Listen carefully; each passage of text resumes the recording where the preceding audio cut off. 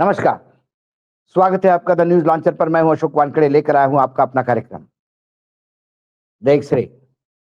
एक खबर बिहार से आ रही, क्योंकि बिहार से बहुत सारी खबरें आएगी। जब तक सीटों का बंटवारा नहीं होता और चुनाव संपन्न नहीं होते, तब तक बिहार ही खबरें देगा, क्योंकि बिहार के चुनाव महागठबंधन और एनडीए दोनों के लिए जीने मरने का सवाल है।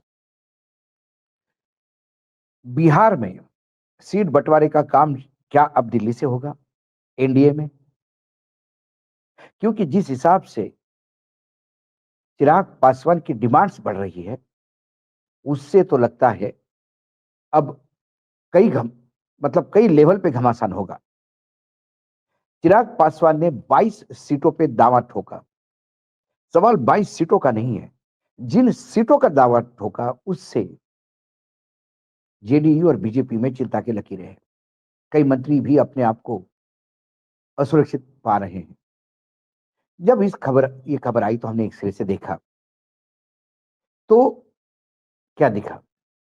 बिहार चुनाव से पहले सीटों का गणित एनडीए को उलझन में डाल दिया है। सीट शेयरिंग को लेके एनडीए में अब बड़े लेवल पर बैठकों का दौर शुरू हो गया है।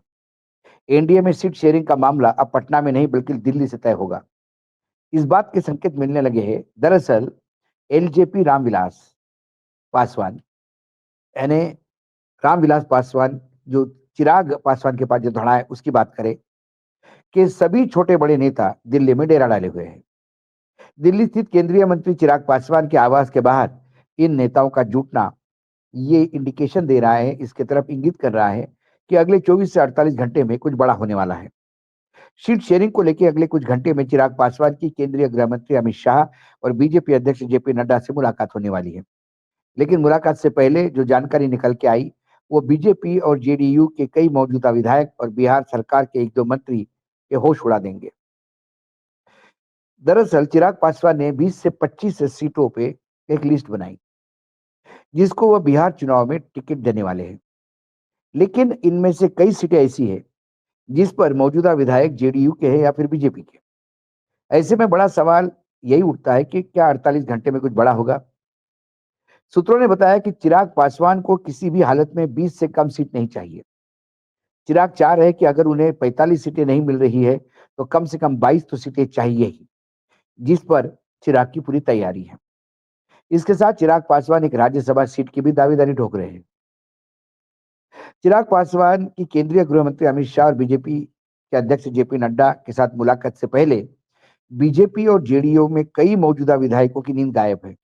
दरअसल चिराग पासवान ने जो लिस्ट तैयार की है, जिसमें से 20 से 25 विधानसभा क्षेत्र, साथ साथ वहां लड़ने वाले कैंडिडेट के नाम भी तय किए हैं। चिराग मांग कर रहा है कि ये उनको ये सीटें चाहिए किसी भी हालत में। लेकिन इनमें से कई सीटें ऐसी है जिन पर या तो जेडीयू के मौजूदा विधायक काबिज है या फिर बीजेपी के मजबूत दावेदारी मानी जाती है। एक सीट तो मांझी की पार्टी की भी है। ऐसे में अब देखना यह है कि कहां तक ये मांग मानी जाएगी। सूत्रों की माने तो चिराग पासवान ने मांग स्पष्ट की है कि उन्हें किसी भी कीमत पर ये सीटें चाहिए। जिन महत्वपूर्ण सीटों पर चिराग पासवान की नजर है, उनमें ब्रह्मपुर, सोनबरसा, रफीगंज, गोविंदगंज, महुआ, गायघाट, तरेना, महनावार, अरावल, नाथनगर, जहानाबाद, ओबरा, सिमरी, बख्तियारपुर, कदबा, सिंकदारा, चकाई, मटिहानी, रुपेली, कस्बा, डेहरी, अतरी, साहेबपुर, कमाल और अलौली जैसी सीटें शामिल हैं। इन सीटों पर लड़ने का अगर चिराग पासवान जीत करते हैं, तो सीधे तौर पे जेडीयू और बीजेपी को मौजूदा विधायकों के टिकट काटने होंगे, जिससे वो खुश नहीं होंगे। इससे दोनों दलों में आंतरिक कलह बढ़ सकती है। इसलिए इन 22 सीटों के मौजूदा विधायकों को टिकट काटने का डर सता रहा है। यही वजह है कि दोनों दलों के नेताओं में एक खलबली मची हुई है। अमित शाह और जेपी नड्डा के लिए अब सबसे बड़ी चुनौती ये होगी, किस प्रकार चिराग पासवान की महत्वाकांक्षा को साधते हुए जेडीयू और बीजेपी के हितों को संतुलित करे। इसके पहले चिराग पासवान हमेशा इसके पहले चिराग पासवान ने यह भी ऐलान किया था कि वो सभी सीटों पर लड़ेंगे। उसके बाद उन्होंने कहा कि हमको कम से कम 40-42 सीटें चाहिए। अब घटकर चिराग 22 पे आते हैं, 25 पे आते हैं, लेकिन फिर इससे नीचे तो वो आएँगे नहीं। ये जब पूरा कांड हुआ तो इसके लिए कहीं न कहीं बीजेपी भी ज़िम्मेदार है। पिछले चुनाव 2019 में विधानसभा चुनाव में चिराग पासवान एनडीए के गठबंधन नहीं थे। चिराग पासवान के चाचा जो पार्टी हाइजैक करके गए थे, वो एनडीए के साथ थे और चिराग बाहर थे। चिराग नीतीश का विरोध कर रहे थे, लेकिन अपने आप को मोदी जी का हनुमान कह रहे थे। इसी बात को साधते हुए भाजपा ने चिराग का उपयोग किया और जनता दल यूनाइटेड को ठिकाने लगाने के लिए चिराग ने अपने पार्टी के कई उम्मीदवार जनता दल यूनाइटेड के सामने खड़े कर दिए। उसका फायदा ये हुआ कि जनता दल यूनाइटेड के उम्मीदवार हारे और जनता दल यूनाइटेड 50-52 पे सिमट गई। ये बात अलग है कि नीतीश का गद-बदा होने की वजह से नीतीश मुख्यमंत्री पद पे बने रहे। लेकिन नीतीश भी इस बात को भूले नहीं कि चिराग का फैक्टर उनको कैसा डैमेज कर गया और यहीं पे चिराग की महत्वाकांक्षा उभर के सामने आई। कई जगह पे चिराग की उम्मीदवार नंबर 2 पोजीशन पे है। जहाँ नंबर 2 पे चिराग है, वहाँ चिराग को लगता है कि यदि आज वो एनडीए का हिस्सा है, वहाँ यदि बीजेपी और सारे एनडीए के मतदाताओं के मत उसको मिलते हैं, तो उसका उम्मीदवार निकल जाता है। चिराग का सोचना गलत नहीं, लेकिन जनता दल यूनाइटेड क्या करेगा, जो चिराग के सामने लड़ रहा था और वो सीटें वहाँ दी उन्होंने। ये जो स्थिति इतनी फँसने वाली है, अब इस स्थिति से अमित शाह जी कैसे निकलेंगे? या तो चिराग को बहुत सारी चीज़ें प्रॉमिस करनी होगी। चिराग को जो सीटें वो देंगे, क्या चिराग उस पे लड़ने को तैयार है? अक्सर बीजेपी ये करती है कि जो सबसे कमज़ोर सीटें हैं, वो अपने साथी दलों को देके निपटारा कर देती है। यानी कहने के लिए सीटें दी और साथ में सीटें हार भी गए।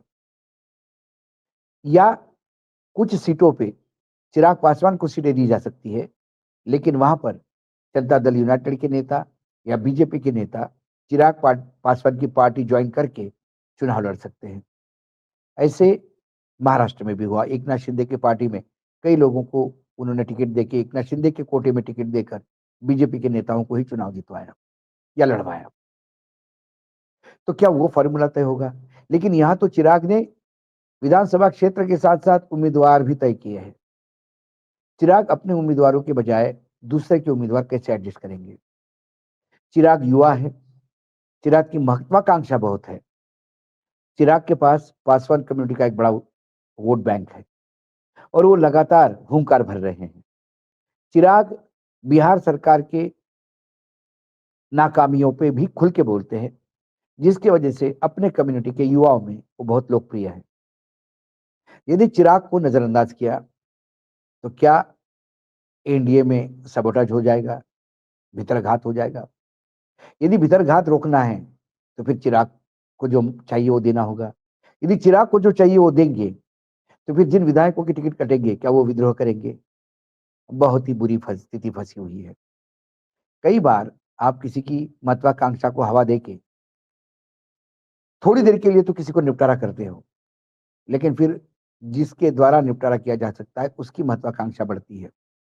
महाराष्ट्र में एकनाथ शिंदे को सामने लाकर उद्धव ठाकरे को घर बिठाने का कार्यक्रम बीजेपी ने किया, लेकिन फिर एकनाथ शिंदे की जो महत्वाकांक्षा बढ़ गई, वो टकराव आज भी महाराष्ट्र में लगातार दिखाई दे रहा है। मैं महाराष्ट्र का उदाहरण देता हूँ इसलिए क्योंकि वहाँ का और बिहार का कम से कम ये जो राजनीतिक समीकरण गणित है, वो करीब-करीब मुझे वैसा ही दिखाई देता है। तो क्या चिराग की मान माँगी जाएगी? और ये 48 घंटे बहुत क्रूशियल है, नहीं तो चिराग के सारे लोग दिल्ली में नहीं होते। या तो चिराग इस पार या उस पार के मूड में है और यदि 11th ओवर पे चिराग कोई साइड शिफ्ट करते हैं और राजनीति में तो कोई किसी से दुश्मन नहीं होता, दोस्त नहीं होता। 2019 में चिराग की पार्टी को जिसने ठिकाने लगा दिया, वही लोग चिराग के घर में चिराग की पूरी पार्टी हाइजैक करने वाले उसके चाचा के सर पे इन्हीं बीजेपी ने हाथ रख दिया था 2019 में। बाद में उनको पता पड़ा कि वो फूके हुए कारतूस है, उनमें कोई दम नहीं, चिराग में दम है, तो इस बार चिराग पे हाथ रख दिया। जब भाजपा अपनी लॉयल्टी बदल सकते हैं बिहार में, नीतीश कुमार तो इतनी बार बदल चुके हैं कि उनको पलटू राम ही कहते हैं। ऐसे में चिराग भी इधर-उधर हो गए, तो कोई बहुत आसमान टूटने वाला नहीं, लेकिन समीकरण ज़रूर बिगड़ेंगे। जब इंडिया गठबंधन पूरी ताकत से लड़ रहा है, जब पीके बीजेपी को ही डैमेज करता हुआ दिखाई दे रहा है ब्राह्मण वोट को लेकर, जो जीनियन सर्वे है, वो सर्वे भी एनडीए को तकलीफ में बता रहे हैं। ऐसे में पासवान का नाराज़ होना, क्या एनडीए गठबंधन के लिए अफोर्डेबल होगा? क्या वो इस बात को बड़े ईज़ी ले सकते हैं? समय बताएगा, एक्स-रे में से तो बहुत सारी चीज़ें दिख रही है, जो मैंने आपके सामने लाया। आज एक्स-रे में इतना ही, कल फिर आता हूँ किसी विषय के साथ। तब तक के लिए नमस्कार, देखते रहिएगा द न्यूज़ लॉन्चर।